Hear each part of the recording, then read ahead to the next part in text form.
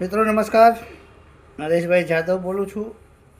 ગામ કોબ, તાલુકો ઉના, જિલ્લો ગીર સોમનાથ.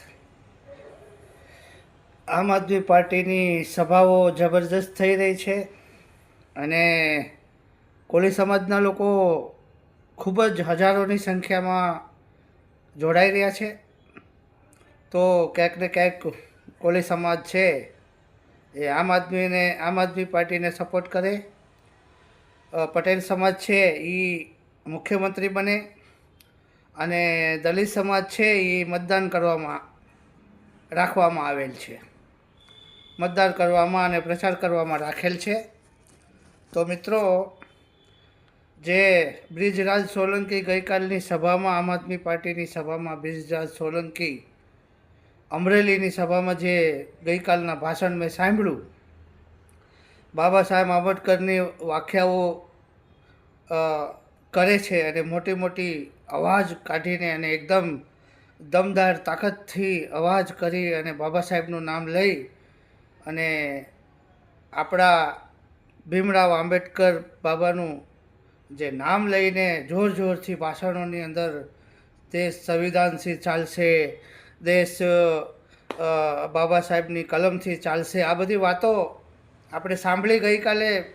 આ ખાસ વિડીયો છે એ આપણા દલિત સમાજ માટે છે મિત્રો. અને દુઃખ એ થાય છે કે જે સમાજને શિક્ષિત સમાજ છે, જે શિક્ષિત, ભણેલા ગણેલા, હોશિયાર, એકદમ બેરિસ્ટરના વારસદાર કહેવાય આપણે. અને જે પડકારની અંદર આપણે જે કામ કરી અને આપણા લોકો જે નીકળે છે એ લોકોને હું એક મારો સંદેશો દેવા માગું છું દલિત સમાજને, કે જો સમજો, હવે આપણા ગીર સોમનાથ જિલ્લાની અંદર ધારાસભ્ય કોળી છે, વર્ષોથી સાંસદ સભ્ય કોળી છે, વર્ષોથી જિલ્લા પ્રમુખ, તાલુકા પ્રમુખ, જિલ્લા પંચાયત, તાલુકા પંચાયત ને ગ્રામ પંચાયત તમામ કોળી સમાજ છે. દલિત સમાજ ક્યાંય છે નથી, પણ દલિત સમાજ ખાલી મતદાન તો કરે જ છે. કારણ કે દલિત સમાજ છે એ બધી પાર્ટીમાં સમાવેશ થઈ જાય.